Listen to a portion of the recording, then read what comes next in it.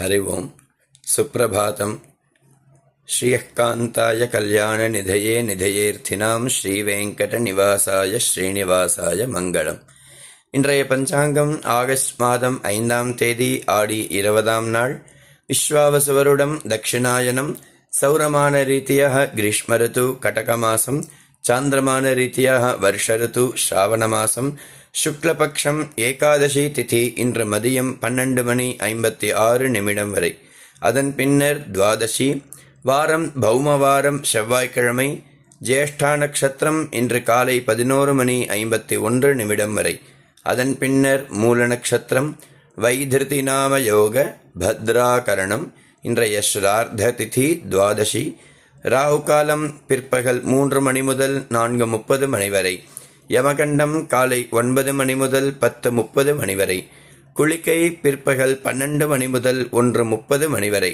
இன்றைய சூரியோதய நேரம் காலை 6:04. சூரிய அஸ்தமன நேரம் மாலை 6:38.